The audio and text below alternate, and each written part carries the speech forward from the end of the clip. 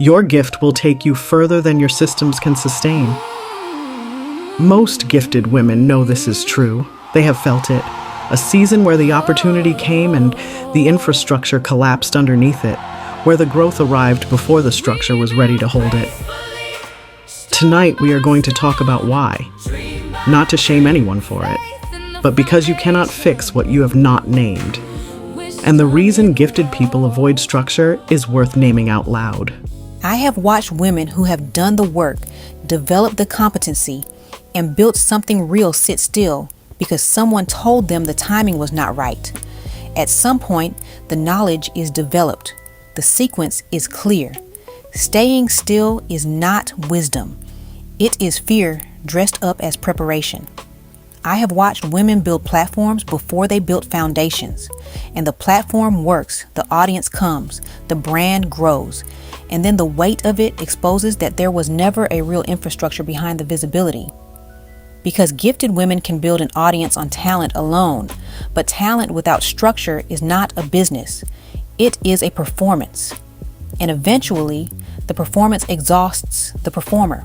I want to name what this looks like outside this room, because the women I see are not avoiding structure because they are lazy or undisciplined. They are avoiding it because nobody ever taught them that structure was an act of stewardship and not a sign that they did not trust God. There is a theology in some of our communities that says if it is anointed, it will flow. If it is God, it will work. And that theology has left a lot of gifted women with a calling and no infrastructure to carry it. Structure is not the opposite of faith. It is what faith looks like when it is doing the practical work. I want to go underneath the systems conversation for a moment, because I think there is a reason gifted people avoid structure that goes deeper than not knowing how to build it. Structure requires you to define what you are building, and defining it means you can be held accountable to it. And accountability means you might fail at something specific instead of just falling short of something vague. Gifted people can live in the vague. The gift covers a lot, but structure removes the cover.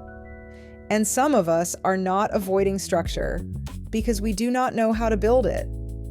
We are avoiding it because we are afraid of what becomes visible when the gift is not doing all the work anymore. Your gift will take you where your character has not yet been built to sustain. And that is the conversation we need to be having. Nia is right, and I want to sit with that for a second before I bring it back to the practical. The reason you need structure is not just so the business can hold the growth, it is so you can hold the business. Because if the infrastructure is not built, the weight of what you built will eventually land entirely on you. And a person was never designed to be the system. Build the structure so the gift has somewhere to go, and do the interior work so you have the character to steward what the gift builds. You need both. You cannot pick one and call it faith. Unless the Lord builds the house, they labor in vain that build it. That is not a devotional thought. That is a governance principle. The gift is the invitation. The structure is the preparation. The character is the capacity.